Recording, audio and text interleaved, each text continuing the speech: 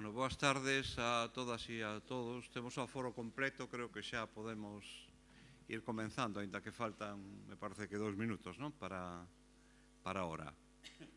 En todo caso, agradecer a todos a presencia e fundamentalmente a Emilio Carlos García, que é un catedrático de Comunicación Audiovisual da Universidade Complutense de Madrid, neste momento xa retirado, pero con unha actividade investigadora realmente prodixiosa, non? Fai 12 anos, Emilio Carlos e tamén Miguel Anxo Fernández estuveron aquí falando de cine galego, non? Naquela conferencia, Emilio Carlos comentou que La Casa de la Troya marcaba o comenzo da industria cinematográfica en España pola súa produción profesional, polo carácter que tuvo realmente esa película, non? E nos pareceu oportuno celebrar o centenario desa película con unha conferencia sobre a mesma. O que acontece é que, cando xa esta conferencia estaba programada, Emilio Carlos, ese investigador prolífico, nos sorprendeu con un libro impresionante que temos aquí encima, que se chama Viaje cinematográfico por Galicia. É un libro que ten 1000 páxinas e que está absolutamente todo da chegada do cine a Galicia entre o ano 1896 e 1936. Pobo a pobo. Quen proyectaba, que se proyectaba, quen interviña nesas producións. Bueno, unha cousa increíble. E logo, xa o que o colmo, un análisis película a película, non? Dos contidos de cada unha das proyeccións. Eu supoño que solamente sendo un investigador académico con unha gran dedicación se pode levar a cabo unha obra deste tipo. Realmente é un traballo, creo que absolutamente digno de ter en conta, porque vai ser unha referencia e que acaba de chegar ás librerías. Por lo tanto, se alguén se quere facer con él, non vai a ter ningún problema en conseguilo, porque é unha obra desta semana, non? En todo caso, decir que un traballo tamén dun gran calibre de Emilio Carlos foi a súa historia do cine en Galicia, que é aínda hoxe unha referencia, que foi publicada en 1985 e que é un tamén dos seus grandes traballos de investigación. El ten publicados media docena de libros, todos sobre a industria do cine en España e particularmente moitos sobre Galicia, e eu creo que ese afán investigador lle nace xa desde neno, porque el realmente axudaba ao seu pai na súa Ribadavia natal a proyectar as películas do cine España que les resentaban. Por lo tanto, foi desos proyeccionistas que podían asistir ás películas para maiores de 18 anos porque non pasaba pola censura, non? E eu creo que de todo eso lle quedou ese amor tan impresionante ao cine que volca en todas as súas obras. Aparte de eso, evidentemente conozco a Emilio desde fai moitos anos e posiblemente o conozca desde moito antes do que el pensa, porque eu tamén asistí ás proyeccións do cine en Ribadavia cando nos veráns nos achegábamos a Beade e podíamos ver, eu lembro que vin naquel cine Marcelino Pan e Vino e que me quedou moi impresionante, e ao mellor estaba el tamén na proyección, non? En todo caso, é unha persona que ten unha vida investigadora e académica moi importante, 40 anos de dedicación a isto, e que é autor non solamente de media docena de libros, sino de un montón de artículos científicos e, desde logo, é unha das grandes referencias para a historia do cine neste país. E vamos, creo que é un orgullo para todos nós ter a un galego como figura destacada neste ámbito científico. Sobre o aspecto humano, vamos a deixar a un amigo, aínda máis amigo que a min, que é Miguel Anxo Fernández, crítico cinematográfico de La Voz de Galicia, profesor tamén na Universidade de Vigo, no campus de Pontevedra, en comunicación audiovisual, e unha persona moi próxima a Emilio Carlos, do que vai a falar a continuación. Bueno, primeiro de todo, grazas, José Ramón, por esa introducción, grazas ao Ateneo de Santiago por contar comigo. Eu non me considero con mérito para estar aquí diante deste home que ante todo é basicamente amigo. E como dicía, bueno, tamén teño que saludar ao profesor Hueso, ao profesor Herranz, que xunto con Emilio tuveron que ver un pouco tamén coa miña tese, tribunal, codirección de tese, tribunal de tese, total, que estamos como en familia, non? Así que grazas a todos e grazas tamén por a asistencia. Bueno, vamos a ver. Eu creo que a Emilio, como anotou agora Xosé Ramón Pousa, xustamente nace, e o contou el outro día en Ribadavia, nun acto moi emotivo, onde por fin alguén é profeta na súa terra, que eso suele ser tamén un poquinho un dato deste país, non? Pero bueno, el conseguiu, non? Está ben eso, non? E el contaba de que prácticamente naceu nun cine. E iso obviamente quedou. Emilio representa a vella escola dos investigadores.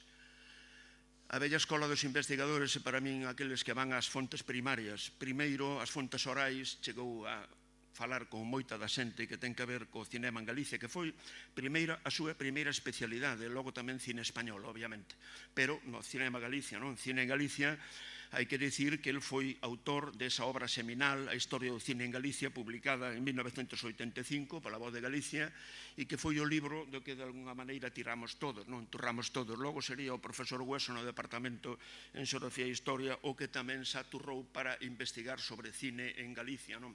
Emilio, de alguna maneira, sentou as bases nun traballo enciclopédico que nós no Cineclube Carballiño no ano 83 adiantamos un folleto de unhas 8 ou 10 páxinas que viña a ser como un pequeno anticipo, chamábamos Historia de cine en Galicia, un pequeno anticipo do que estábamos todos, de alguna forma, os cinéfilos daquel momento. Estamos a falar, bueno, pues éramos 20, 22, 24 anos e estábamos a descubrir que efectivamente en Galicia había cine, non?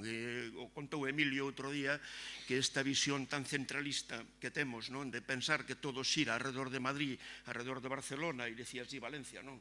E Valencia, pois non, resulta que tamén na periferia se facía cine e se tomaron iniciativas moi interesantes. Bueno, eu non lles veño a falar desto aquí porque para eso está Emilio e comentar a Casa da Troia. Con Emilio tamén tive ocasión de colaborar Carlos Velo, el conoceu tamén personalmente a Carlos Velo, e a razón pola cal este ano lle concedemos na Fundación o Ebeliano de Honra a Emilio, obviamente ben merecido, non? Bueno, Emilio, como di Xosé Ramón, primeiro era un rapaz cinéfilo, como todos, eu creo que nos conocimos no curso 77-78, eu estaba aquí en Santiago facendo o que daquela se chamaba curso de adaptación, e Emilio, non sei, debía estar por Madrid, bueno, total, que coincidíamos por aquí, por Santiago, Ribadavia tan cerca, e a partir de aí naceu unha amizade que obviamente está aí. Que teño que dicir? Eu dicía vos há un momento, e xa vou a rematar, porque estamos para ver a película, non? Dicía que Emilio representa a bella escola dos investigadores, porque eu son pesimista, isto é un tema para outro debate, son pesimista do que nos agarda con relación á investigación. Ahora mesmo a xente nova, os novos investigadores traballan moito polas redes, traballan moito coas hemerotecas digitais, pero estánse esquecendo primeiro das fontes primarias da xente, que de repente descobren que, no, pero se fulanito vive, vive, non sabía, vale, entón hai que ir aí. Nesto conto unha anécdota para que un pouco se saiban como vai a cousa, non? Eu non vou dicir o pecado, o pecador, pero si digo pecado, non? Hai como 10 anos aproximadamente recibí unha chamada dunha xornalista, vamos a ver, Carlos Velo faleceu no 1988, 89, non? Mais ou menos, non? Bueno, estou falando de aí 10 anos, non? Me chama unha xornalista, unha rapaza nova, para preguntarme se podía pasarlle o teléfono de Carlos Velo.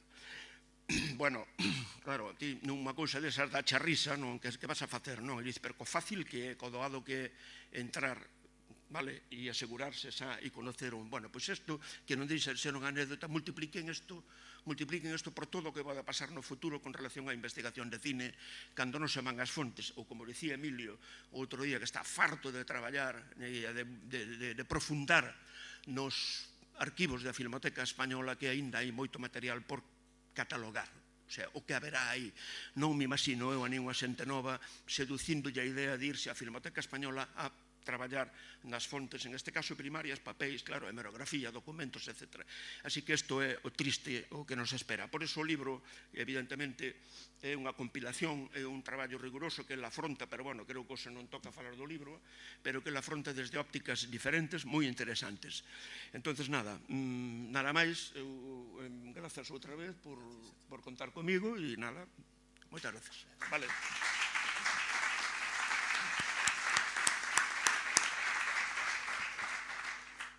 Sí, buenas tardes a todos. Gracias al Ateneo por haberme invitado una vez más a pasar por sus espacios para poder hablar de lo que más me gusta. Eso es una satisfacción personal que no me la puedo quitar de encima.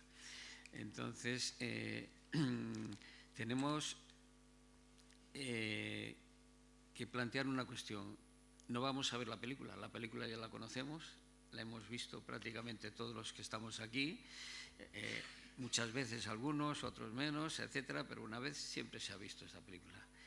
Bien, cuando hoy me preguntaban insistentemente por qué hablo de un empeño de Pérez Lujín al hacer esta obra, ¿no? Pues que ha sido un gran empeño de un señor que podía considerarse en aquel momento, diría, pues casi está loco, ¿no? Porque realmente no es que fuera el autor de la novela solo, sino que hizo el guión, ejerció de productor, de coproductor, ejerció de co-guionista, de codirector también, tuvo que buscar a todos los técnicos y actores que tenían que trabajar en su película y claro, estamos hablando de una producción de gran envergadura que es, en aquel momento, hace 101 años, era un disparate. A priori, así, a simple vista, sin entrar en más detalles. Entonces, claro, yo me planteé claramente una pregunta. ¿Por qué decide Pérez Lujín abordar este proyecto?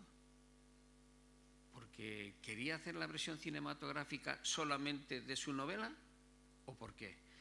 Bueno, pues ahí entramos en una serie de aspectos que forman parte de lo cotidiano en aquella época, ¿no? Otros autores literarios ya venían desde finales de la década de 1910 filmando sus novelas, ¿no? Y dice, hombre, si otros lo han hecho, yo puedo hacerlo también. Por lo tanto, ¿y quién mejor que hacer el guión que yo mismo, que me conozco la novela de principio a fin, ¿no? Entonces, ese es el proyecto. Hoy muchos guionistas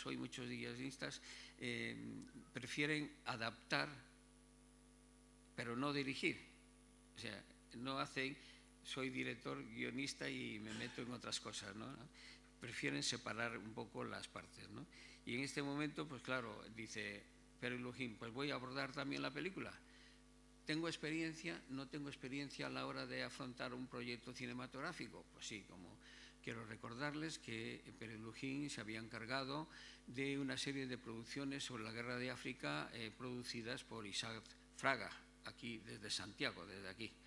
Y entonces él era cronista de prensa y al mismo tiempo esas crónicas lo que hizo fue rotular y guionizar un poco las imágenes que Enrique Franco, operador, iba filmando. Ahí ya no me atrevo a decir si dirigía Pérez Lujín o dirigía Enrique Franco, ¿no? Enrique Franco era un operador y sabía el plano que tenía que filmar, etcétera, etcétera. Pero bueno, le sirvió de aprendizaje desde mi punto de vista. Fueron 7 proyectos interesantes que se circularon por toda España y eso evidentemente es un punto positivo para él. Pero claro, tanto Benito Perojo, José Buch y otros fueron adaptando también novelas.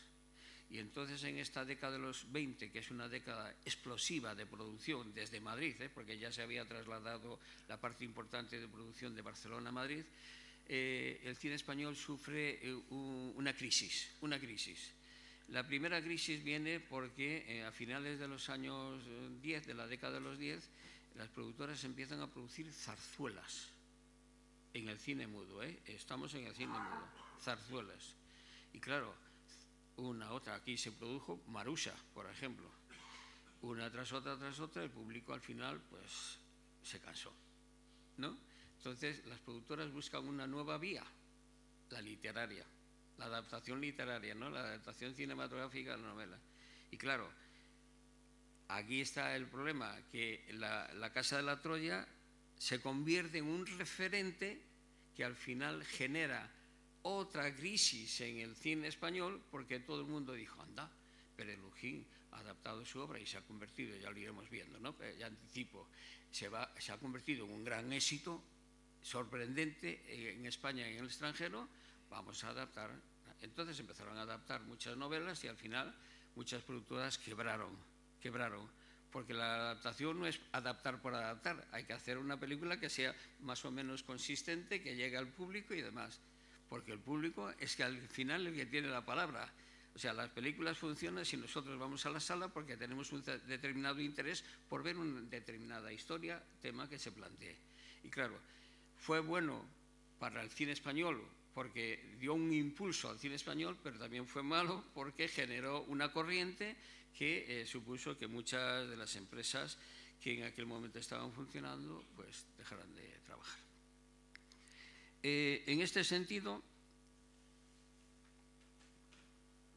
lo que planteo es el siguiente, explicar un poco la interioridad de la producción de la película. ¿Qué es lo que pasó ahí para que esto en un determinado momento funcionara como funcionó? Entonces, Pérez Lujín, que solo tenía la experiencia africana, en este caso, decide abordar una producción. Dice, bueno, y como se decía en los titulares siempre, sin reparar en gastos. Con lo que supone eso, sin reparar en gastos. Bien, entonces primero tengo que buscar dinero, porque yo puedo aportar una parte, pero ¿quién me da la otra parte de la producción? Entonces fue a Barcelona, habló con entidades financieras y además, al final pues se encontró con Antonio Moriñón, un industrial asturiano, que dice, anda, yo aporto dinero. Y crearon la marca Troya Films, la productora Troya Films, con la cual empezaron la producción. Quiero decir una cosa en este sentido, para que nos hagamos una idea de cómo estaba la situación en aquellos años. El coste medio entre la década de los años 10 y años 20, el coste medio estaba en 40.000 pesetas de una película. Y a partir de los intereses creados de Benavente, en el año 19, esa película ya cuesta 100.000 pesetas, 100.000. Voy, de Benito Perojo, que es una buena película, 150.000. El negro, que tenía el alma blanca, del año 27, de Perojo también, 200.000. Y entre medias aparece La Casa de la Troya, que vamos a redondear, ¿no? 500.000 pesetas. 500.000 pesetas. Unos hablan de 350.000, otros de 300, pero 500.000 pesetas en términos. Claro, bien, hay un paso importante. Primero la financiación se tiene, pero yo creo que la película al final cuenta también con una capitalización de Madrid Films, el estudio de cine, porque él ya aporta esa estructura para que puedan rodar los interiores allí. Y por otro lado, uno de los distribuidores y empresarios más importantes de Galicia en aquellos años, que siempre fue contrincante de Isaac Fraga, fue Antonio Méndez La Serna. Antonio Méndez La Serna se convirtió en el distribuidor exclusivo para Galicia y León. Bueno, yo creo que llegó más allá, pero Galicia y León. Eso supone que si tienes la exclusiva, también aportes capital a la producción. Es en lo que técnicamente se dice adelanto de taquilla, derecho de taquilla. Bien, entonces, ¿qué pasa? Muy bien, ya tengo dinero, voy a dirigir la película. Bueno, pero yo de dirigir una película de ficción que me faltan recursos, tengo que rodearme de alguien que me apoye. Entonces, ahí ya entra Manuel Noriega. Manuel Noriega es uno de los grandes directores de la época y colabora, por eso se habla de codirección, se colabora con Pérez Lujín para llevar a cabo la película. Bien, ya tengo mi apoyo. Otro apoyo necesario, los técnicos que rodean al director. Entonces, claro, en los técnicos tienes que contar fundamentalmente que la fotografía tiene que ser buena. Por lo menos que se vea, como se decía antiguamente, ¿no? Que se vea, pero que tiene que ser buena. Entonces, claro, se apoya en José Gaspar Serra, un operador importante en aquellos años. pero también se apoya a su vez en Agustín Macasoli, que es un experto en temas de laboratorio, en temas de montaje, en temas de positivado, todo esto que se necesita. Y por último, también se apoya en otro gran operador de la época, es Alberto Rollo. O sea que esos tres personajes tienen mucha influencia, sobre todo Gaspar Serra y Macasoli, en que la película tuviera la imagen que vemos todavía hoy, Y después, para avanzar en el proyecto ¿y qué actores pongo yo en la película? Claro, tengo que elegir actores, tengo que acudir, como se dice, al mercado de actores para ver quién elijo. Y claro, en aquel momento pues elige a Carmen Biance, que es una actriz que solo había trabajado en una película, pero que da un look, una imagen muy buena para el cine, ¿no? Cobró 5.000 pesetas por su trabajo, para que vayáis viendo un poco los cálculos de 5.000 pesetas. Y está Luis Peña, y está Juan de Orduña, y está también Florian Rey y otros muchos actores. Es decir, que el elenco artístico es muy bueno para aquella época. Y una cosa que tenemos que decir, es cine mudo, pero en aquella época hay un trasiego constante entre el mundo del teatro y el mundo del cine. Hay muchos actores de teatro que trabajan en cine. O sea, que están continuamente pasando de espacio, ¿no? Y ¿cómo diría yo? De escenario, vaya, de escenario, ¿no? Y con esto ya entramos en la última fase de lo que es poner en marcha una producción, que es, bueno, ¿y en dónde lo rodamos? ¿Dónde lo rodamos? Ese es un trabajo muy importante, las localizaciones. Y una cosa que destaca desde el primer momento de Pérez Lujín es que fue muy astuto para elegir localizaciones, porque no se quedó en rodar en Santiago solo, sino que fue mucho más allá, en Coruña, en muchos sitios. Si recordáis las imágenes, aparece media Galicia ahí plasmada en la película. ¿Por qué hace eso? Por una cuestión importante y que hoy también se sigue teniendo en cuenta, y es que la localización invita posteriormente en la proyección de la película, invita a los lugareños a verse en las películas. Aunque no parezcan muy directamente, indirectamente dice, hombre, si sale Marín, si sale La Mariña, si sale no sé qué, si sale no sé cuánto. Es decir, está creando un reclamo dentro de la película para que los espectadores que vayan a verla se acuerden que en aquella fecha, en el mes de julio, en el mes de agosto, estaba rodando Pérez Lujín la película por allí. Entonces, importante, estos son los pasos claros que se dan en cualquier producción, hasta hoy mismo. Hoy han cambiado algunos los procesos, pero básicamente es lo mismo. Y entonces pasamos a cómo se desarrolla el rodaje. Digo, bueno, ya tenemos todo el equipo, vamos a empezar a rodar. Entonces se empieza el rodaje. Primero filman en Madrid Film los interiores y luego ya los exteriores vienen directamente en julio, y en agosto del año 24 ya vienen a Galicia y empiezan a recorrer Galicia para ir impresionando las escenas en todos esos lugares. Y desde este momento puso en marcha también una maquinaria paralela, y es que cada paso que daba el equipo, cada lugar de rodaje, cada actor que venía o llegaba en tren, todo aparecía en la prensa gallega. O sea, no recuerdo yo en este periodo una película que haya tenido tal seguimiento en la prensa gallega. Es que se sabía hasta lo que comían, casi, si exageramos, ¿no? Es que estaban anotando todo lo que hacían, porque claro, lo hacía el propio Pérez Lujín. Pérez Lujín iba y provocaba a los periodistas para que fueran, que vamos a rodar allí, que vamos a rodar allí, tal, para que vieran cómo trabajaban y demás, y eso fuera promoción ya de la película antes del estreno. Entonces, en este momento me surgió una anécdota que encontré en el año 40, una anécdota de un artículo de Francisco Camba que hablaba de cosas de cine español, y decía, os leo lo que decía: cierta mañana por las calles de Santiago, detrás de unos individuos de frac y con cara pintarrajeada, de los pieles rojas, corría como persiguiéndolos un automóvil sobre el cual otro sujeto delante de un aparato alzado en trípode, daba vueltas a una manivela misteriosa. ¿Qué será eso?, me pregunté. Bruscamente, de la sombra de los soportales surgió la barriga feliz de Pérez Lujín y casi no tuve necesidad de que me dijese nada. Era que estaba filmándose La Casa de la Troya. Bueno, esto lo cuenta en el año 40. Es decir, pero son situaciones similares las que surgieron en la prensa de la época sobre la película. Y claro, cuando trabajamos estos temas, los investigadores siempre intentamos encontrar algo que nos explique, porque si el cine español en general tuvo problemas y hubo grandes producciones, pero nos falta información sobre los rodajes, sobre la producción en general. Y entonces cuando encuentras algo, te sorprende, te llama la atención y dices, hombre, esto lo tengo que recoger para que todo el mundo lo conozca, ¿no? Porque realmente es como debemos trabajar. Y entonces, en el año 29, Vargas Machuca, un empresario, escritor y abogado también, escribió sus memorias cinematográficas.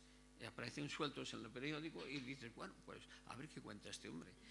Y entre ello encontré una cosa que da más información, claro. Esto es lo que necesitaría la industria del cine español para saber por dónde caminó, porque realmente se hicieron películas, pero no sabemos cómo se hicieron películas. Es hoy mismo, año 26, no sabemos cómo se hacen las películas. Es que no sabemos, porque hay bastante, se oculta mucha información. Entonces, claro, a mí me gustaría saber cuánto cuesta una película, y eso no te lo dice ya nadie. Bueno, pues en aquel momento nos daban pistas. Entonces, os leo lo que decía sobre esta película. Dice, en esta película invirtió el señor Morillón 400.000 pesetas, de las cuales 40.000 se dedicaron al alquiler de automóviles. Claro, es que todo el equipo se tenía que mover por Galicia. Era una caravana, como a veces vemos caravanas en las ciudades, una caravana que se tenía que mover. En la filmación intervinieron, sin contar los conjuntos, más de 140 personas. O sea, ya estamos hablando de un equipo muy, muy numeroso. Esta abundancia de personal obligó a Lujín a fijar en el vestíbulo del hotel donde se hospedaba una tablilla indicadora del sitio y la hora de filmación. Tenías que decirle a los actores, oye, que mañana vamos a filmar aquí. Y entonces, que esto es un detalle muy bueno, porque lo cogí al vuelo rápidamente porque digo, y pone una tablilla histórica del día 21, no puedo decir si era de julio o de agosto, pero el día 21 dice, a las 8 de la mañana, Palos, a las 9, Casa de Socorro, a las 10, Hospital, a las 11, Cárcel, a las 12, Manicomio, Conjo. Entonces, claro, dices tú, vaya manera de trabajar, porque iban recorriendo la ciudad para tomar 4 planos allí, 2 allí y tal. Digo, hoy eso ha cambiado mucho, hoy ya no se hace de esa manera, pero te da una idea de cómo trabajaban en la época también, ¿no? Porque realmente, bueno, a veces dices tú, ¿y podían aguantar ese ritmo? Claro, en un mes, 2 meses, hace la película. Hoy algunas se estiran mucho más, pero claro, es que estamos hablando de una película de casi 3 horas, ¿eh? Cuidado. Entonces eso es importante tenerlo en cuenta. Abundando más en este tema, dice Lujín que era un promotor indiscutible en estos temas, indiscutible, sin haber montado finalmente la película, decide proyectar tanto en el Salón París de La Coruña como aquí en el Teatro de Santiago, proyectar a amigos, especialmente periodistas también, mostrarle algunas de las imágenes rodadas, o sea, sin montar, o sea, lo que hayan filmado a lo mejor aquí en la calle, en la Rúa del Villar, o lo que haya, y lo muestra. Y dice, claro, al final, ¿qué consigues con eso? Si no están viendo la película, pero generas una información que va apareciendo en la prensa, una información tan importante que lo que hace es proyectar todavía más o despertar más el interés sobre ella para cuando se estrene. Y muy astuto también, me encuentro con cartas de despedida y agradecimiento por las facilidades concedidas para la realización de la película. Esto ya también tiene una clara intención. Lo que se ve claramente es que tuvo posibilidad lo que se dice técnicamente de trabajar al 5x1, es decir, puedes hacer 5 tomas de un plano y eso te da facilidad para repetir un poco, pero es mucho dinero, muchos metros de película, etcétera. Y bueno, a partir de esto, pues podemos entrar en lo que hemos visto, ¿no? En lo que recordamos de la película, ¿no? Cómo empieza la película y cómo se desarrolla a partir de este momento. Ya surge, en primer punto, destaca al autor. Recordáis que aparece el libro, la portada del libro, y aparece Pérez Lujín firmando allí en su despacho. En un tríptico que más parece una polivisión, que luego utilizaría, si recordáis, en el 27, Abel Gance en Napoleón, la famosa polivisión final de Napoleón. Pero ese tríptico lo que hace es centrar una figura principal y luego utilizar el paisaje e ir dando información complementaria de por dónde va el camino. Pero pues si eso no nos ha quedado claro, el arranque de la película ya claramente habla de dos principales personajes, que es el paisaje y Santiago. Y entonces, claro, con ese pilar, ¿no? Esos pilares, empieza ya a desarrollar toda la creación, y lo que hace es insistir continuamente en que la película va a ir por ahí. Como espectador asumimos que la película va a desarrollarse en un escenario natural, que es el paisaje gallego, y un escenario urbano, que es las calles de Santiago de Compostela y otros lugares que luego ya sabemos es El Pazo y es otro más, ¿no? Y entonces, aquí ya quería aportar una idea técnica, es decir, el montaje final que vemos de la película, ese es un montaje externo, que se llama, que es aquel que pone el montador y va cortando la película para luego hacer el montaje definitivo en un copión, ¿no? Pero a nosotros nos puede llamar la atención más quizá el montaje interno que hay, de acción, ¿no? De desarrollo, cómo evolucionan los intérpretes, en qué escenarios, una serie de aspectos que son los que nos dicen que, aparte de que un plano siga otro plano, hay planos interiores que los van marcando los actores en cada escenario. Entonces, cuando uno recuerda el arranque de la película, recordamos, ¿no? Cuando viene la carrilana desde La Coruña a Santiago, pues eso está muy bien planteado, porque nos invita a vivir un poco esa experiencia.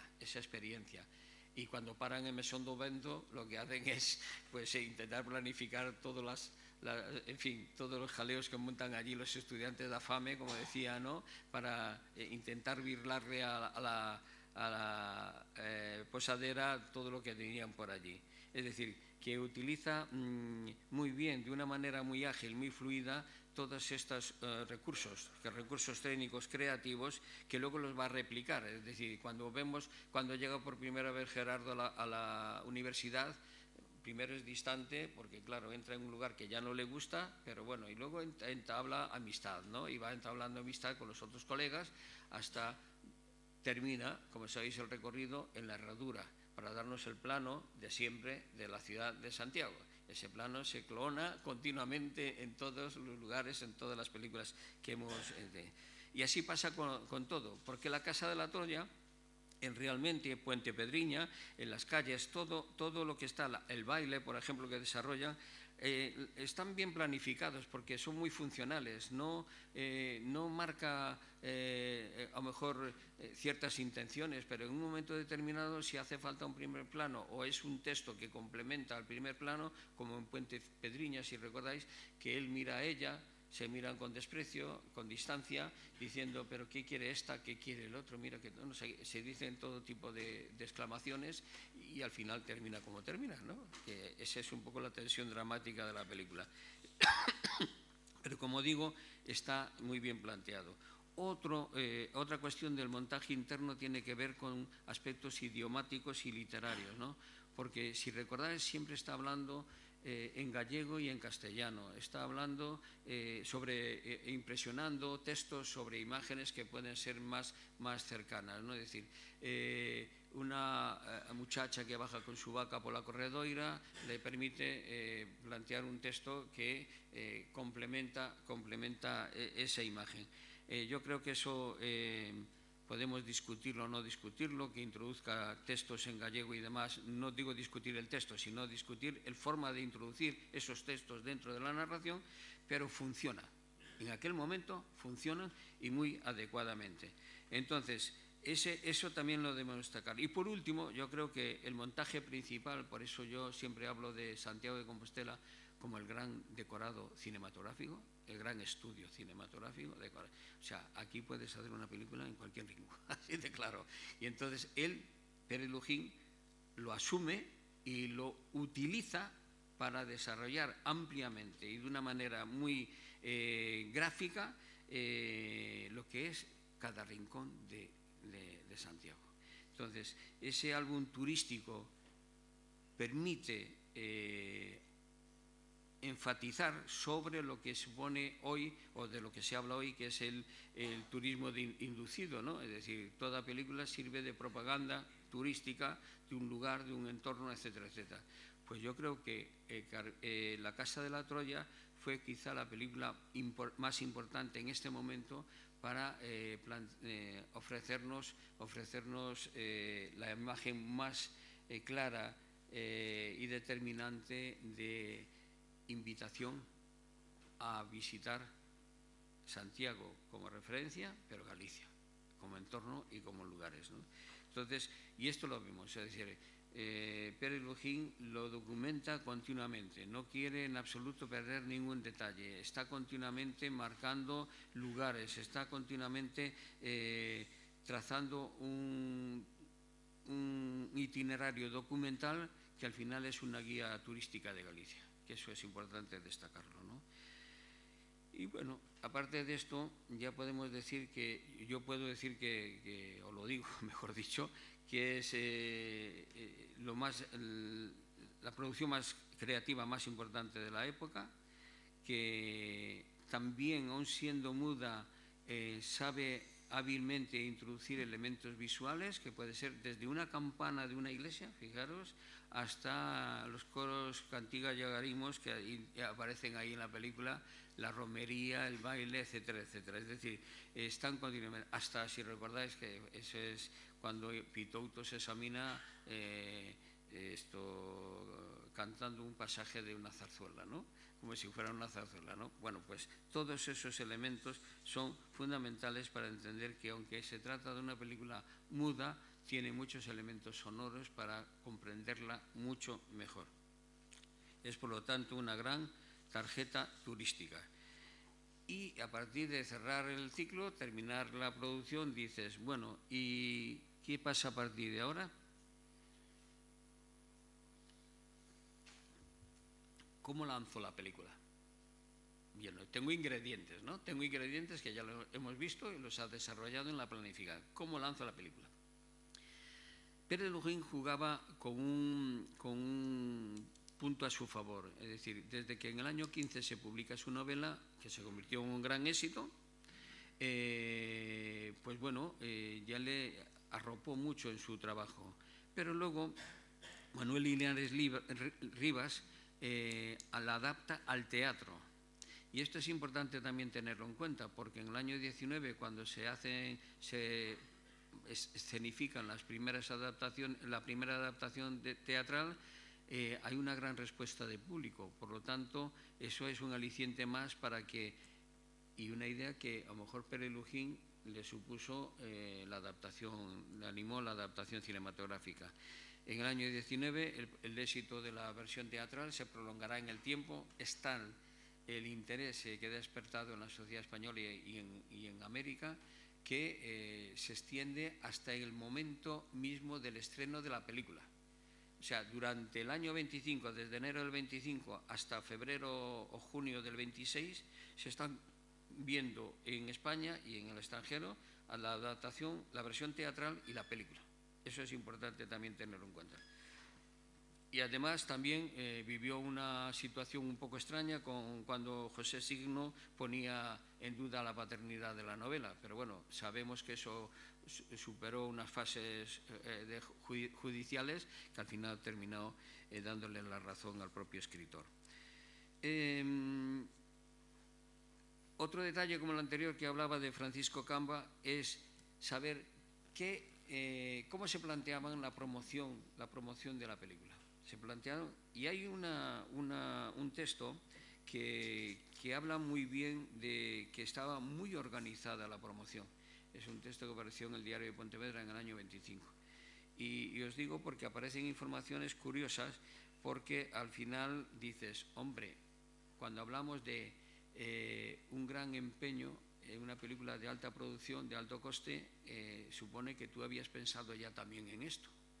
Y os cuento, dice el periodista de turno en aquel momento, dice: en armonía con la importancia de la obra, cuya impresión van invertidos la friolera de aquí ya da 70.000 duros, se organiza una reclame adecuada. Máximo Ramos, que es un gran cartelista, fue un gran cartelista, dibujante y demás, uno de los artistas gallegos que mejor dominan el difícil género del cartel, género de efectos sugerentes y nerviosas síntesis, ha pintado ya 6 admirables anuncios murales de la película, que están litografiando con primoroso esmero la Casa Ortega de Valencia, que era una de las más importantes de cartelería de la década. Uno de ellos nos da pistas, ¿no? Uno de ellos apaisado y de gran tamaño. Es una bellísima composición de la escena peculiar que reproduce la partida de la Carrilana en que Gerardo Roquer marcha a Compostela. O sea, la Carrilana es otro referente.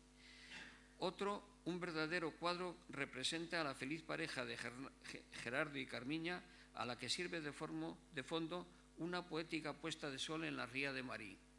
O sea, nos va dando claves, ¿no? Los demás carteles, o sea que había muchas versiones, igualmente acertados, reproducen distintas escenas cómicas de la obra, a excepción de uno de ellos que es una fantasía simbólica muy cartelera y muy decorativa. Un acierto más de la fantasía de Ramos que le ha valido innúmeros elogios de cuantos profesionales de cine lo han visto. Es decir, tenemos los murales, la cartelería para mostrar en las fachadas de los cines.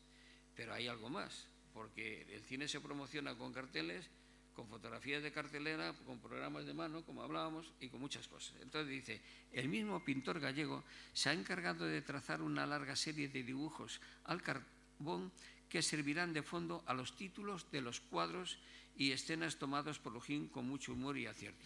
O sea, los rótulos. Esta bien entendida e inteligente propaganda se completará, y esto es lo importante para mí, también, claro, con 40 colecciones diferentes de fotografías que forman un total de 2.000 fototipias, fotografías, de las que se harán una profusa edición.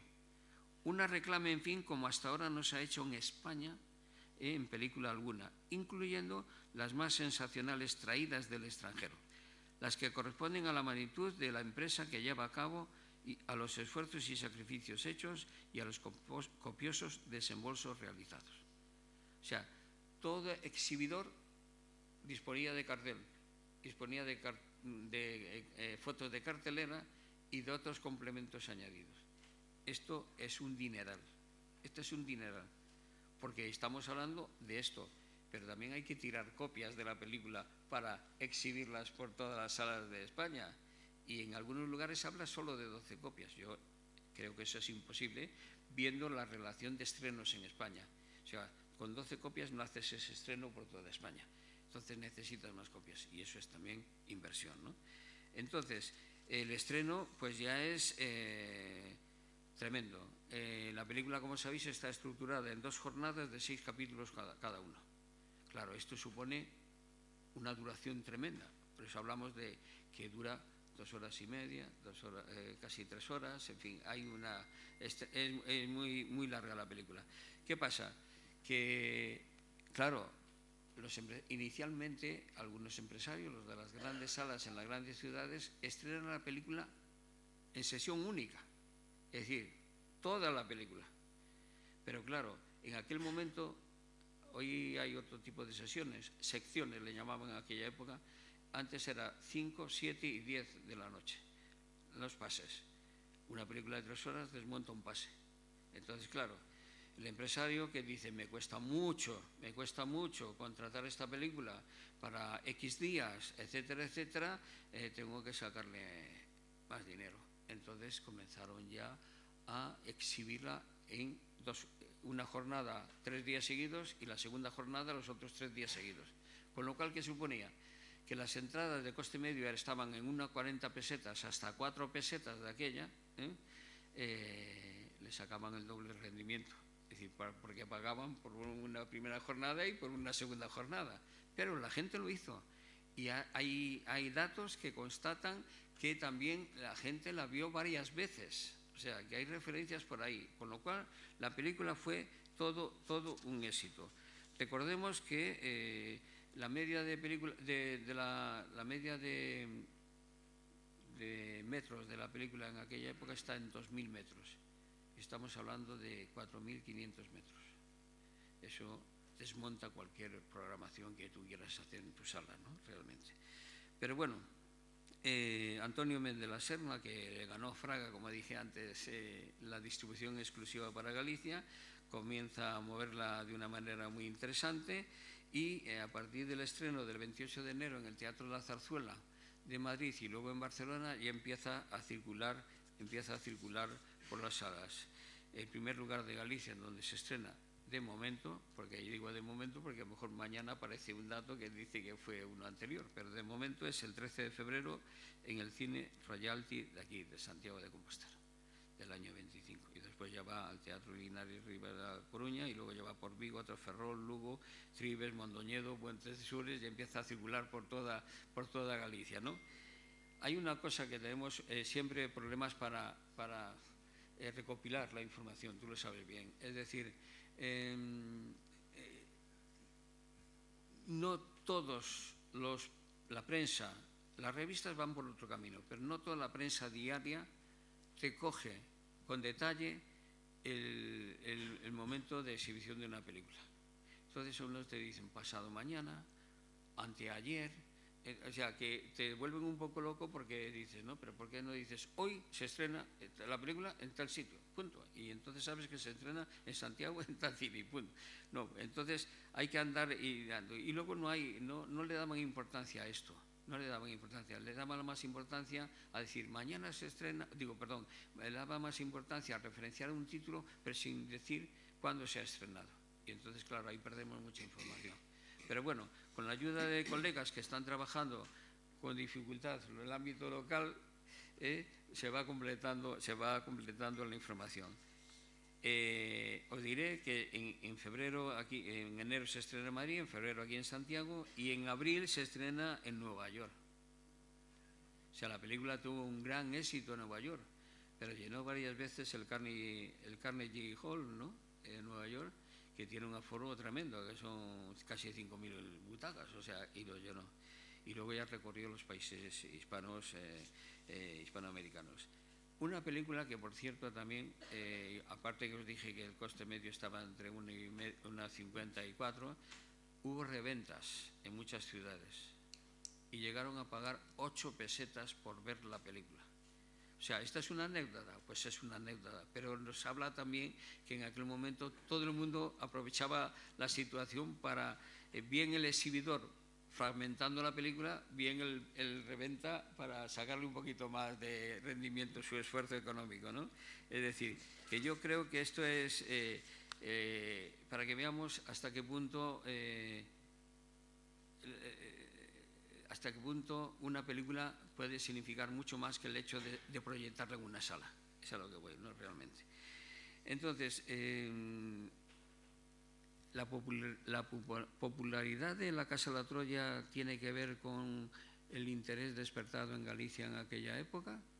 ¿Los gallegos recibieron bien la película o realmente, bueno, ahí le pusieron pegas? Ahí hay que separar dos cosas. Primero, una película estrenada y que el público va a verla tiene éxito porque al público le gusta. Ahí no voy a entrar en detalles si está bien hecha o mal hecha, no, al público le gusta. Y ese es el principio de cualquier producción cinematográfica. Aunque te parezca una chorrada, digámoslo así coloquialmente, el planteamiento de una película, la producción que se ha hecho, el disparate que hay en la propia película, si la gente va a ver, es que hay algo ahí que funciona, porque se quieren entretener, divertir, pasar el rato y no se preocupan de nada más. Pero la película esta formalmente, como os dijo, está bien, no tiene, puede tener alguna pega, pero yo no me atrevo en 2026 a hablar del año 24 y ponerle la experiencia y la perspectiva que tengo hacia el análisis de una película. No, en el año 24 funcionó bien y en el año 25 tuvo una respuesta importante. Y en este sentido quiero ir terminando señalando un texto que sí me parece importante, que es de Antón Vilar Ponte, que es un escritor muy reconocido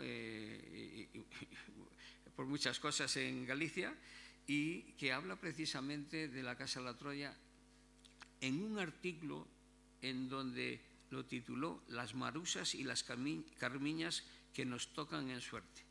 Ya el título dice mucho de ese artículo, o sea que si alguno quiere leerlo, en el pueblo gallego del año 27, en marzo del 27. No le gustó nada Carmiña, no le gustó nada Marusa, un desastre. Bueno, sus opiniones las recojo, son interesantes porque también te da esa visión de que estaban cansados de algo que en España funcionaba mucho, que cualquier director extranjero pudiera venir a cualquier rincón de España y hacer una película. Claro, porque el productor español no confiaba casi en los directores españoles y entonces decía, hombre, si traigo a un Adolfo Troz, ¿no? O,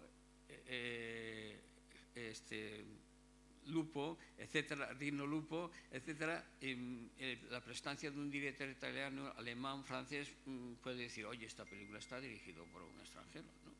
Bueno, pues yo creo que lo sitúa en un contexto muy crítico que, bueno, os animo a que leáis eso. En cuanto a la Casa de la Troya, decía algo como esto. La Casa de la Troya, sin duda alguna, es la que más nos realza y el que tiene, desde luego, mayor importancia.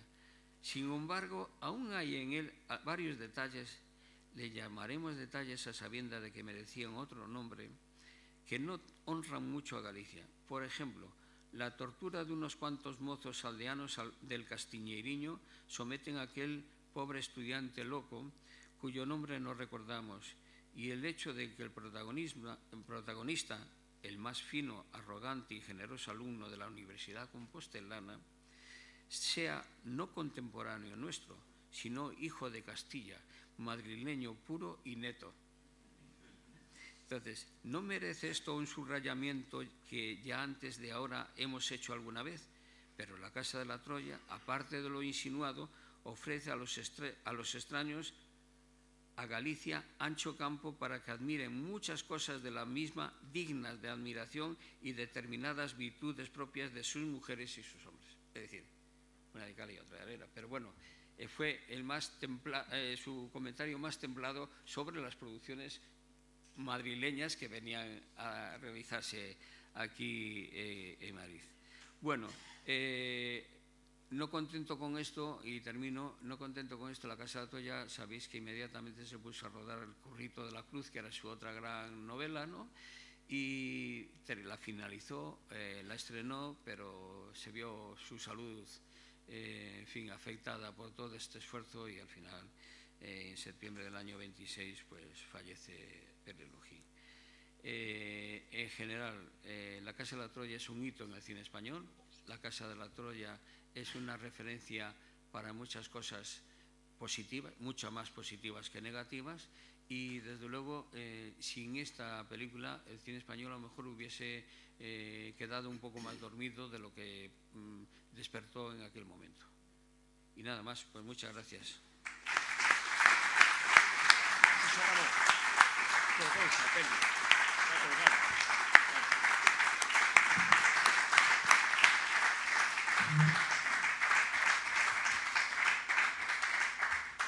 Gracias, Emilio, por a túa magnífica conferencia.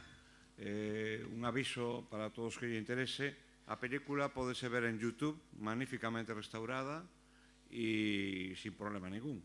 Por lo tanto, quen quera visionala pode facelo a través das redes. Vamos. Hoy creo que todos entendemos que sería difícil hacer un cineforum aquí sobre la Casa de la Troya, ¿no?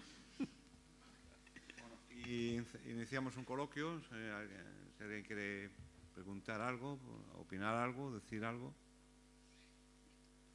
Bueno, en nome do Museo Casa de la Trolla quería darlle os parabéns pola súa interesante conferencia e tamén agradecer ao Ateneo de Santiago que se ocuparan da película aquí, bueno, pues, nas proximidades do seu centenario, non? E ademais, dase unha feliz, curiosa coincidencia, onte foi, tal día como onte nacía Alejandro Pérez Lujín, de 1870, e según conta nun libro sobre a tuna de Santiago, Baldomero Cores Trasmonte, el durante a súa estadía en Santiago viviu aquí na Casa do Pozo, porque ademais tiña o pai tiña el buen gusto, a tenda onde hoxe era Confección e Riande, aí na Praza do Toral. Quería preguntar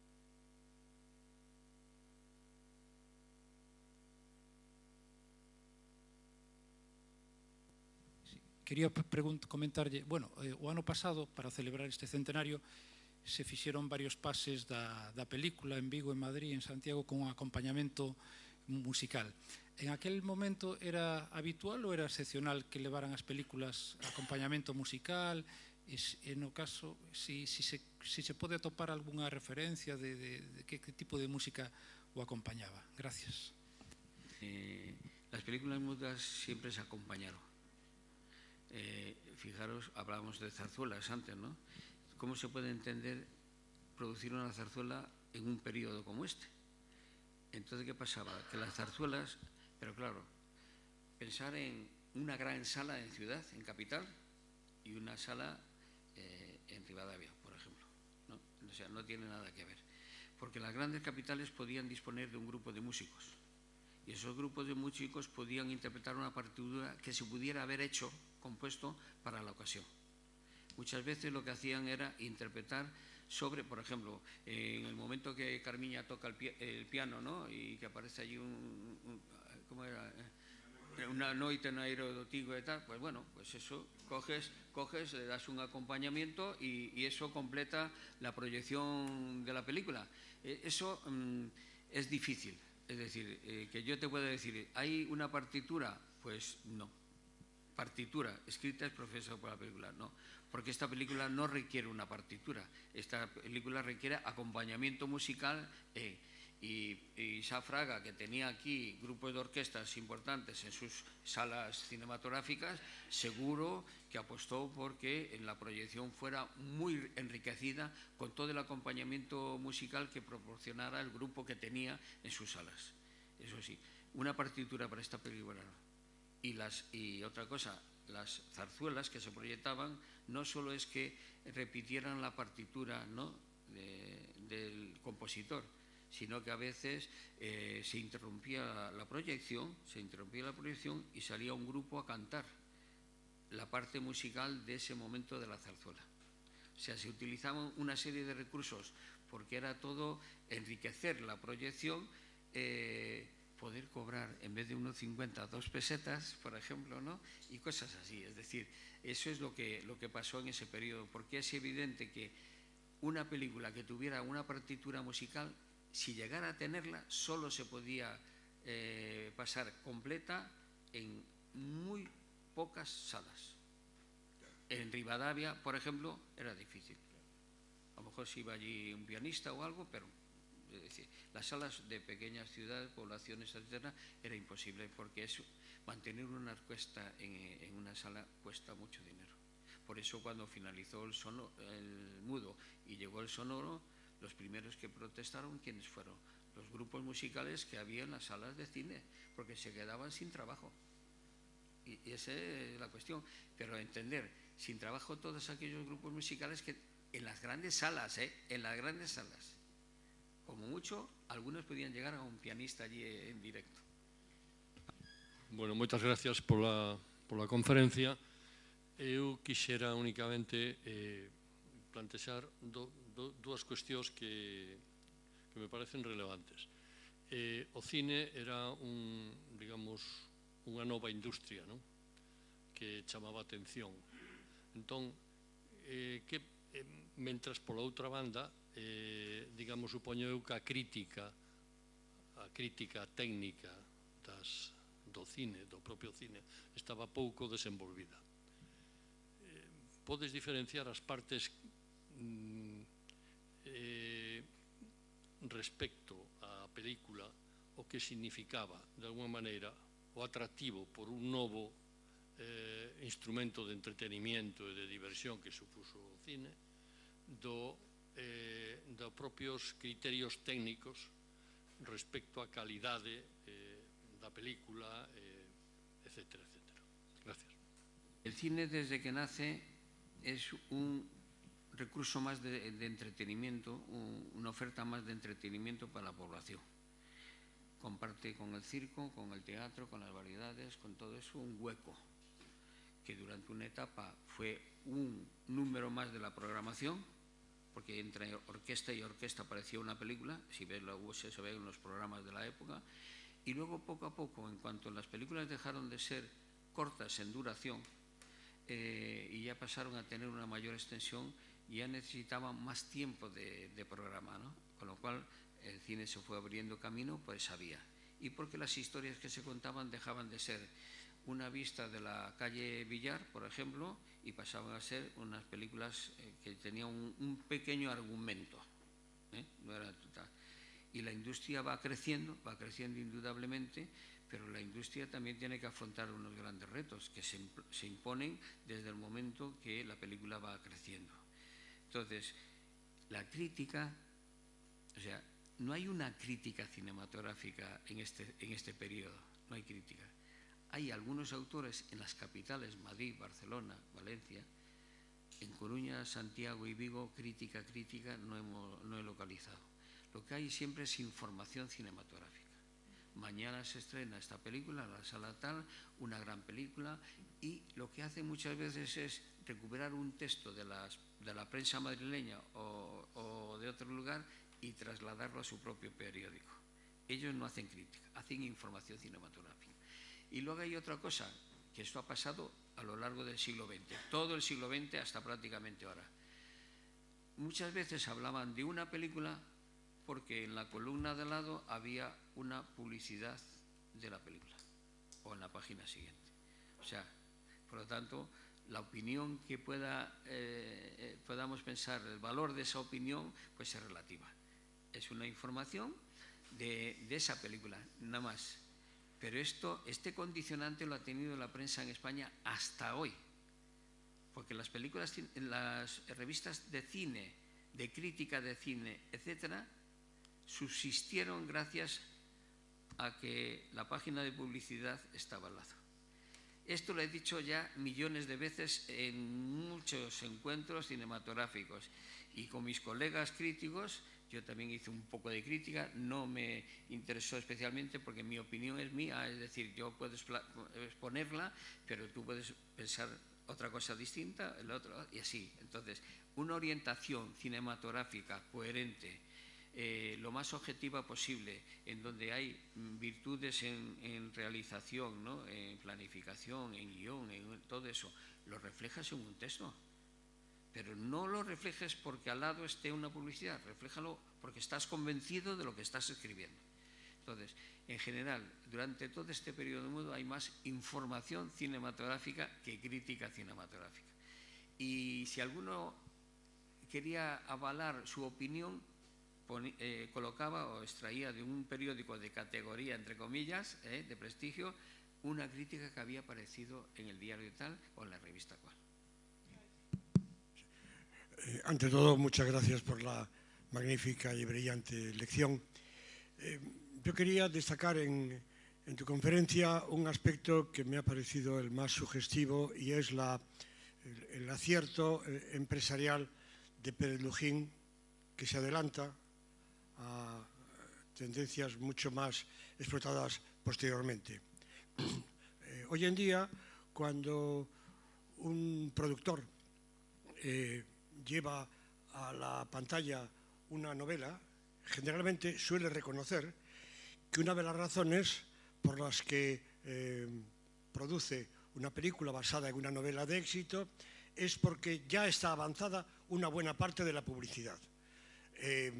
Ya no hay que explicar de qué va esta película, porque hay un número determinado de lectores, se sabe por el número de ejemplares que se han vendido, que han leído esa novela y que, por tanto, una buena parte de ellos van a ver la película sobre la novela que leyeron. Les va a gustar más, les va a gustar menos, coincidirá con lo que pensaban o no, pero es un público casi garantizado. Y por otra parte, todo lo que se ha hablado de esa novela en los periódicos cuando se publicó, la crítica, etcétera, va a servir para que gente que no ha leído la novela vaya a ver la película, a ver de qué trata esa novela de la que todo el mundo habla. Eso que hoy es digamos, cosa común entre el mundo de los productores, en el año 25, Perlugin se da cuenta de que he publicado esa novela y he vendido muchísimos ejemplares. Había sido un éxito, había sido y fue y seguir siendo. Galí vivió durante mucho tiempo de tener la exclusiva de editar La Casa de la Troya. Entonces, Lugin probablemente pensó, si esta novela está teniendo tanto éxito de ventas, si tantos cientos o miles de personas han leído la novela, ya tengo probablemente garantizado un número determinado de espectadores. Y esto, que era algo de cajón, no se le había ocurrido a otros muchos, y hay muchos autores de su tiempo que habían vendido muchos ejemplares de sus novelas y que no se les ocurría ni hacer ellos ni pedir a otros productores que llevasen al cine sus novelas. En ese aspecto, Perlugin es un gran empresario de cine, aunque quizá no sea tan buen novelista como se ha dicho, pero esa es otra cuestión. En este sentido diría que ha sido llamémosle empresario, pero astuto. O sea, conocía esos aspectos de su novela, la llevó a la pantalla con eficacia, ¿no? Y funcionó. Y claro, evidentemente, muchos que no habían leído, porque claro, también tenemos que hablar del nivel social, ¿no?, y cultural de la época. Bueno, muchos no accedían a la lectura, etcétera, etcétera. Entonces, claro, vendió mucho de la novela de La Casa de la Troya, pero en unos círculos determinados. Esto lo tenemos que asumir todos. Entonces, claro, si tú trasladas, como dice, trasladas ese argumento a la pantalla, eso lo va a comprender todo el mundo. Porque además, aunque salgan rótulos, tiene al lado uno que sabe leer los rótulos. Porque durante el periodo mudo, mucha gente se ha ayudado de quien estaba al lado para ir traduciéndole, o sea, interpretando los rótulos, porque no sabían leer lo que hay. Pero también hay que entender que muchas películas que no llevaban rótulos también fueron entendidas por la gente. Por lo tanto, es más, hay anécdotas que se encuentran por ahí de gente que está viendo una película y de repente está todo el mundo en silencio porque le parece, no hay rótulos, ¿no? Está todo el mundo así en silencio viendo la película como si fuera dramática y tal, y de repente uno allá al fondo dice ja, ja, ja, ja, ja, y dice, ¿y por qué te ríes? Dice, lee los labios. Y entonces no está diciendo lo que tienen que decir, como pasó, o sea, es que ellos se ponían delante de la cámara y, oye, que tú le dices que le quieres mucho y tal, y, oye, ¿cómo estás, Juanita? ¿Estás bien? Y cosas así. Entonces el rótulo justifica, porque dice, Gerardo habla con Carmiña, claro, estas son cosas que ha pasado en este periodo. Cuando uno va encontrando este tipo de información, pues te das cuenta de que no es sentarse en una sala y ya está todo hecho, no. Entonces, en el caso de La Casa de la Troya, muchos fueron a ver la película porque habían oído de la novela, pero no la habían leído, lo que dice. Pero no, y a mí sí que me gustaría saber cuántos de los que leyeron la novela fueron a ver la película. ¿Cuántos vieron la película? Después leyeron la película. Por ejemplo, es decir, porque claro, en ese momento los ciudadanos, la cultura en general, pues funcionaba de otra manera y entonces, claro, damos por hecho muchas cosas. Hoy sí, pero el nivel de analfabetismo ya sabemos cuál era. Entonces eso hay que tenerlo en cuenta a la hora de difundir la película, ¿eh? Que por seguir el hilo, aunque no se adaptaron sus novelas, sí existen imágenes de la época de Emilio Pardo Bazán o Pérez Galdós, por una parte. De Benito no se adaptaron, de Benito Pérez Galdós hay una película adaptada por José Buch, me parece. Por Buch, sí, el abuelo. Sí, el abuelo. Exacto. Sí. Perdona. Se me iba, sí. También, ¿qué otras películas de la época influyen en La Casa de la Troya? Cito, que no sé temporalmente, La Aldea Maldita o Carmina Flor de Galicia. ¿Y en qué otras películas influye La Casa de la Troya? sea, Carmiña puede entenderse como un referente posterior, aprovechando un poco esta dinámica que creó La Casa de la Troya. Carmiña es una película bastante interesante, se puede ver, la podéis visionar, y tiene grandes aciertos la película. Y en algunos aspectos dices tú, bueno, es que el tema, llamémosle urbano, rural, que plantea, pues puede dar lugar a cierto tipo de interpretaciones, pero yo creo que en línea general la película está bien. Sin embargo, es que hay varias películas que no existen copia, pero por ejemplo, la novela de Rafael López de Haro, Alalá, bueno, la novela se llamaba Los nietos de los celtas, Los nietos de los celtas. Esa novela, en su momento, generó una gran polémica por cómo trataba la historia, ¿no? Porque planteaba unas cosas de Galicia muy negativas.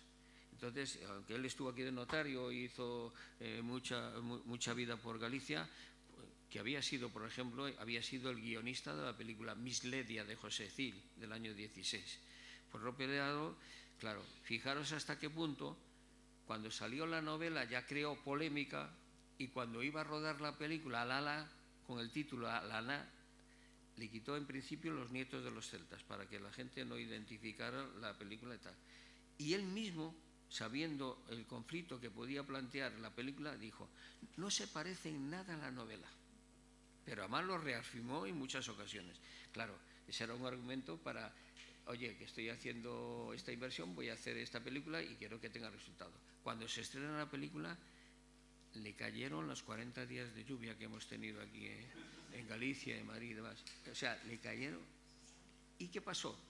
Fijaros, se estrenó en España, pero cuando se va al extranjero, a Hispanoamérica, le cambia el título. El hijo del misterio se llama. Por eso yo incorporo los dos títulos, porque debemos entender que Alalá barra Los hijos del misterio, porque es la misma película con dos títulos diferentes en dos mercados distintos. Esas son las, digamos, dinámicas industriales, ¿no? Comerciales también en cuanto al recorrido posterior de la película, pero que se tiene, a los que se enfrentan no gustó nada por lo que se lee, tampoco la versión de Marusa del año 23. No gustó nada, en absoluto. O sea, no queda la película, lamentablemente. Es que tenemos un problema en el mundo, en España concreto, que del periodo mudo queda solo el 15% de la producción. Se ha perdido todo lo demás.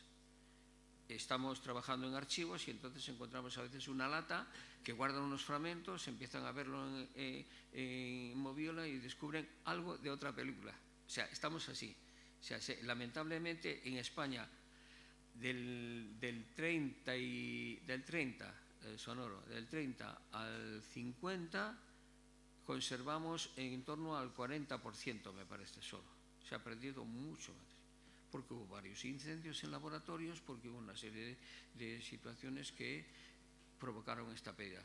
Pero en el mundo se ha perdido muchísima información. Lo que pasa es que hay otra cosa, que ya os lo digo para que quede un poco más claro. En España no entendíamos el cine como una industria. Esa es la clave.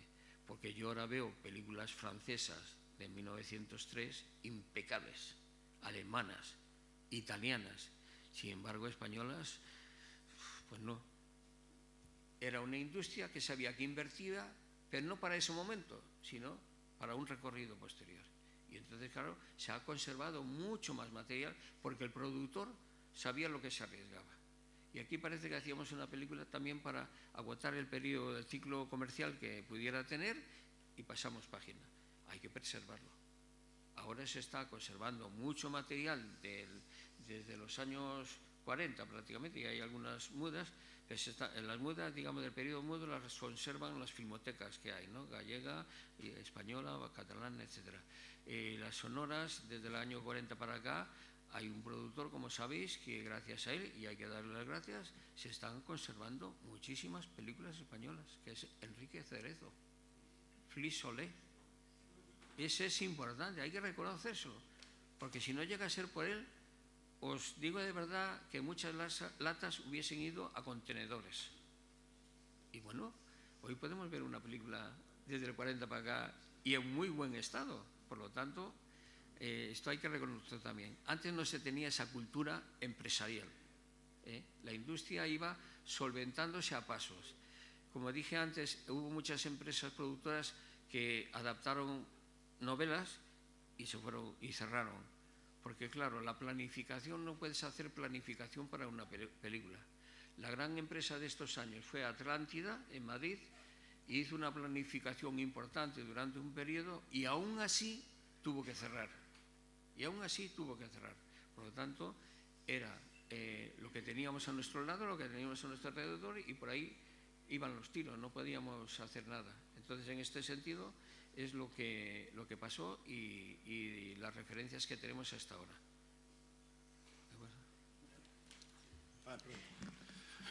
Bueno, antes de nada, agradecerte que me invitaras a venir a mi hijo y a mí. Antes te llamaba Milín, ahora tengo que llamarte Don Emilio. Claro, ahora ya nos fuimos haciendo viejos. Sabes que a mí me gusta mucho, me interesa siempre lo del dinero. Mira, yo te hice una pregunta. Te escuché que una película costaba 40.000 pesetas. Una buena película, ¿no? Ya una, bueno, esta costó más de 10 veces. Vale. Ya solo una señora, una actriz, creo que costó 5.000 pesetas. Vale. A 1,50 o a 2 euros, perdón, a 2 pesetas o a 3 pesetas, ¿esto habría beneficio o esto quedaba algo a pufo? ¿Daba beneficio? Esta película en concreto, igual que gastaron mucho dinero, ingresó mucho dinero. Se sabe a ciencia cierta. Se sabe a ciencia cierta. Sí, aparte, mira, no os he contado, creo que tengo por aquí un testimonio. Decía un historiador, uno de los que hizo una primera historia de cine hace muchos años, dice que, decía Juan Antonio Cabero, decía, claro, que el dinero entraba a montones, pero ¿cuánto había salido antes? Es decir, hubo una gran inversión, claro, pero también hubo una recogida. Y eso es importante tenerlo en cuenta. Os pongo un ejemplo porque además es un trabajo de investigación que salió hace poco, hace 2 o 3 años, de Sabela Pillado. Sabela Pillado hizo una historia del cine de Salnés, y ahí recogió mucha información, porque esta es historia local, yo creo que es la última historia local que se ha hecho aquí en Galicia. Y fijaros, dice, por ejemplo, que pasar una película durante 3 días en Cambados le costó al exhibidor 500 pesetas. 500 pesetas. Y pasar una película en Betanzos, 1.000 pesetas. Eso es mucho dinero. Sí. En aquella época, ¿no? Mira, hacías también alusión antes a Enrique Cerezo, el presidente de... Enrique Cerezo, dijiste. Sí. Vale. No me acuerdo cómo se llama el apellido. Hay un señor en Rivadavia que es Manolo, que trabajaba en el Banco Pastor. ¿Te acuerdas? Manolo, sí. Manuel. Creo que Televisión Española incluso le dejaba las películas para que se visionaran, que las tiene él. Creo que tiene la mejor filmografía que había en España, la tiene él. Es de Rivadavia. No me acuerdo del apellido. Lo siento, ¿no? Pero hay que investigar eso, Emilio. Hay que investigar. Sí, que gracias. No me des trabajo.